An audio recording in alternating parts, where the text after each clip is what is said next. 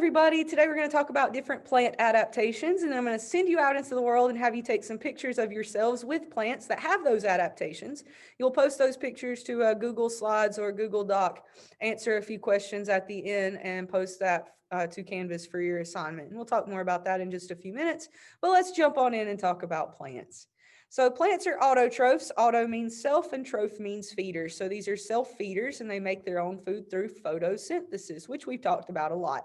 Photo means light and syn means together. So these plants are using light to put together chemicals in order to make their own food. Photosynthesis occurs in organelles called chloroplasts. We saw the chloroplasts when we looked at the Elodea leaves under the microscope. You could see the little green bubbles floating around in those plant cells, and those would be the chloroplasts. They're found in high concentrations in different leaf tissues because leaves are the organs of the plant that do photosynthesis. This is your photosynthesis equation right here. So we are using light energy to put together carbon dioxide and water to make carbohydrates like glucose, and oxygen is a waste product the plant's going to get rid of. Typically, I'd put light energy over the arrow because it is not a tangible thing. It's not made of atoms. But for simplicity's sake, I put it in the equation. So I hope you're okay with that. Plants have these tiny little holes on their leaves, usually on the bottoms of their leaves, called stomata, or stoma is singular. So these stomata are like nostrils for the leaf. They allow gases to come in and leave in order for photosynthesis to occur. So carbon dioxide is going to flow into a stoma, and oxygen is going to come out of the stoma. And remember, we also talked about how water vapor is produced during transpiration for plants, and that water vapor would come out of this stomata as well. We talked about taxis with animals. Those are behaviors where they go either toward or away from a stimulus. So positive means that you go toward, and negative means that you're going to go away from that stimulus. Plants don't have taxis. They don't have behaviors where they actually get up and move, but they do have tropisms. They can grow toward or away from different things. So phototropism is talking about growing toward light. And plants do have a positive phototropism because they do grow toward the light. And you know this if you've ever left a plant in a windowsill and don't turn it. It's going to grow toward your window, toward the stuff that's giving it energy in order to have food. So plants are going to reproduce through a process called alternation of generations, and all plants use this process.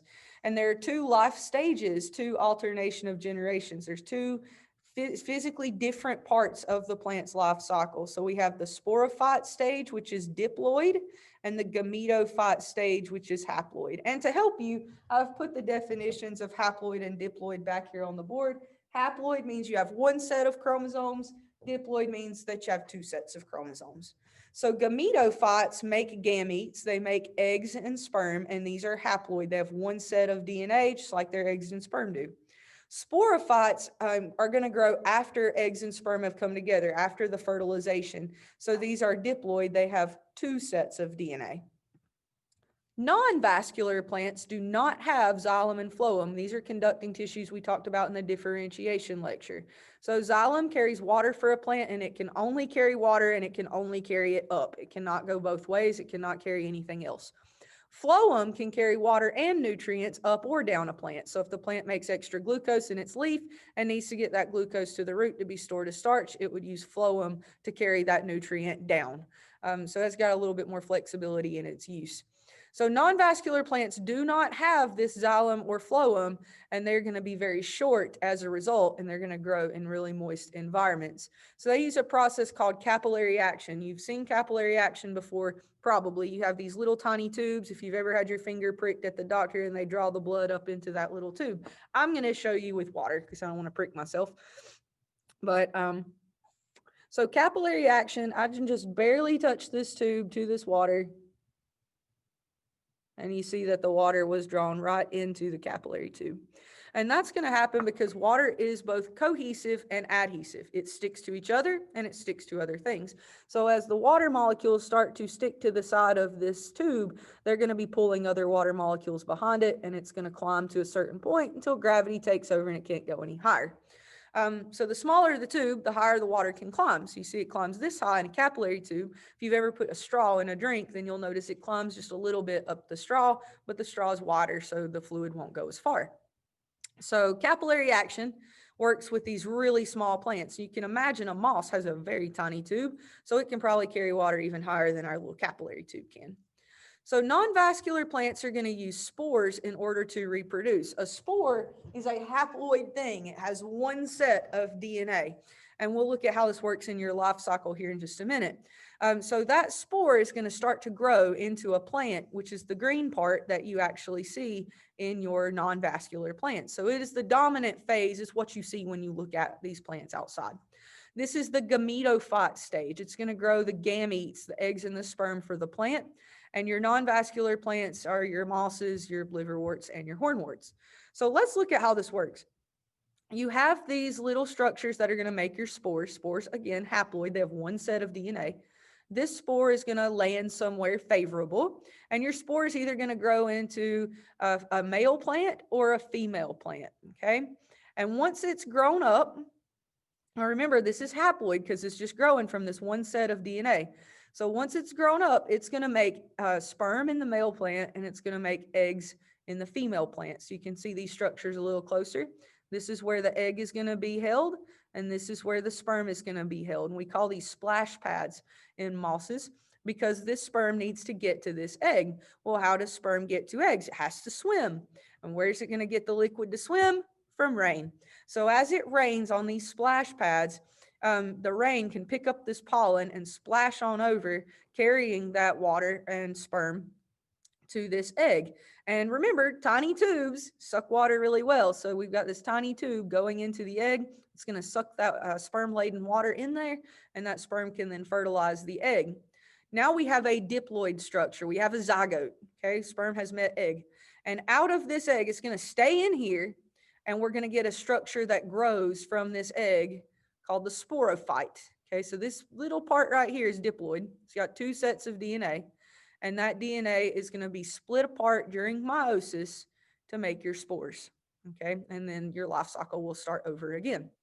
So we're still looking at seedless plants, but we're going to look at vascular plants. So these are plants that do have xylem and phloem to carry water and nutrients. So the xylem carries the water up the plant, the phloem carries the water and nutrients both ways. This vascular tissue allows these plants to be taller than your non-vascular plants because they can ship water further up the plant. And so they don't have to be as small. Now, they still use spores in order to reproduce. And remember, spores are haploid, right? They have one set of DNA. So they're not using seeds, not to seeds yet. Those have not evolved in our vascular seedless plants. So the dominant phase that you're going to see here is diploid. If you look at a fern or you look at club moss, then you're looking at the sporophyte stage. This is the diploid part of the plant. And again, you've got club mosses and ferns as your vascular seedless plants. So let's look at how that works. Again, we have our spores. Those spores are going to land somewhere favorable, and they're going to grow this teeny tiny little gametophyte. Looks like a heart-shaped leaf, but it's underground. It's very small. One side of this gametophyte is going to grow the structures that make the egg, and the other side is going to grow the structures that make the sperm. So here you can see your little sperms, and here you can see your egg. And notice the egg, again, has this tube leading to it for pulling in water laden with sperm. So as it rains, your sperm is going to get a watery environment that it can swim over here to this egg. It's going to do that by chemotaxis. It swims toward the chemicals the egg is releasing. So the sperm is going to make its way to the egg. The egg is going to start to divide. Remember, it's gone through fertilization. So it's diploid now. We have two sets of DNA. And this egg that's been fertilized is going to grow into your diploid fern. Okay, that fern on the bottom of the leaf right here, you can see them. These are called sori. That's where your spores are going to grow. So this diploid thing goes through meiosis to make these haploid spores, which can then leave, grow a new gametophyte, and then we have this life cycle starting over again. And then we move into your seeded plants. They're all vascular. Any plant that uses a seed is vascular. It has xylem and it has phloem for transporting water and nutrients. So they're tall plants. These are your trees, any plants that have flowers.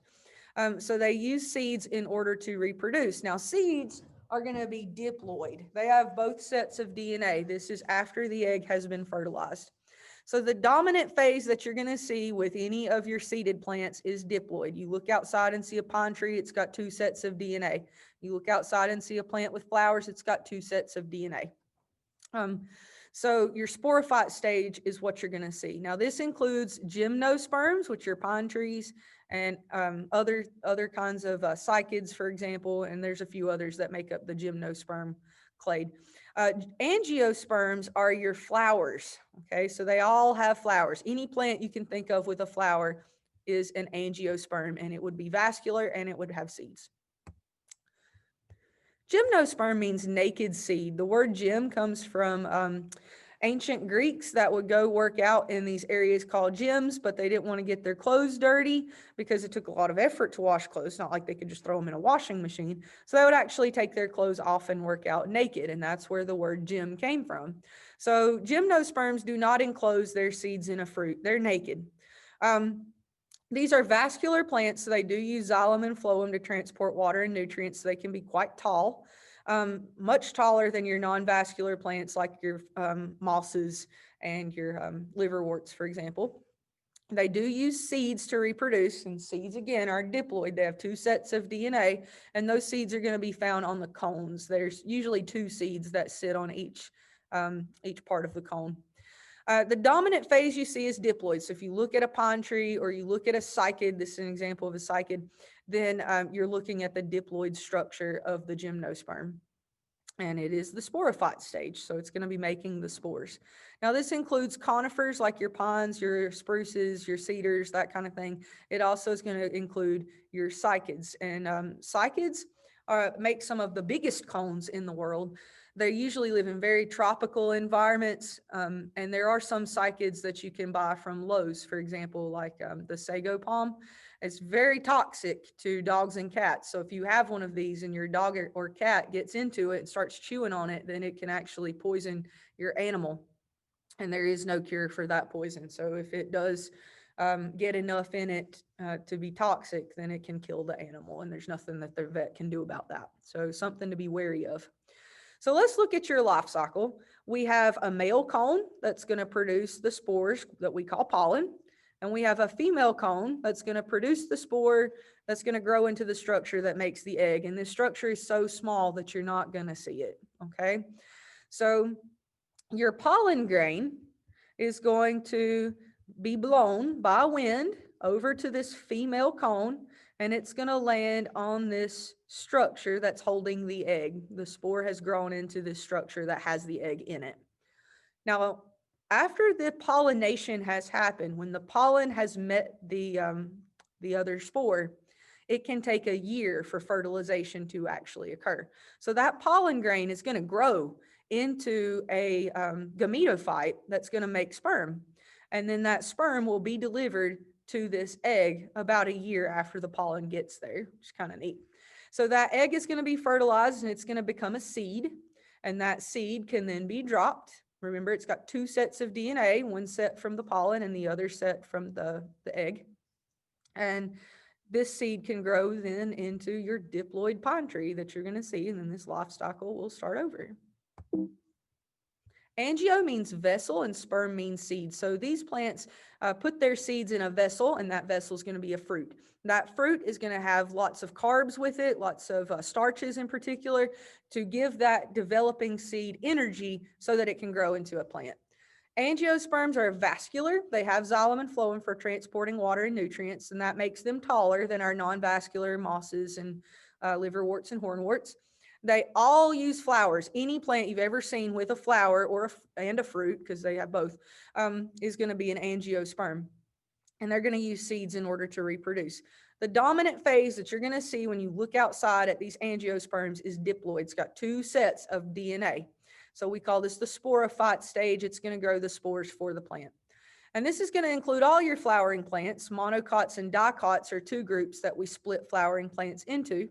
Monocots have 1 leaf when they come out of the seed. Dicots have 2 leaves when they come out of the seed. So if you think about your garden, you might grow corn. Corn would be a monocot. It's got 1 leaf when it emerges. Anything else that you probably grow, like beans or peas or carrots or squash, cucumbers, all of those things are going to be dicots. They have 2 leaves when they emerge. So let's look really quickly at the angiosperm life cycle. We'll start with the flower. And the flower is part of the sporophyte stage. It's diploid. So it's going to go through meiosis to create our spores. So the male spores are going to be held in this little structure here called the anther, which is attached to the stamen. The female spores are going to be in this ovary of the plant, and there's a pistil here that's going to lead to this ovary. So your ovary is going to have these little places in it where we have female spores that are going to grow.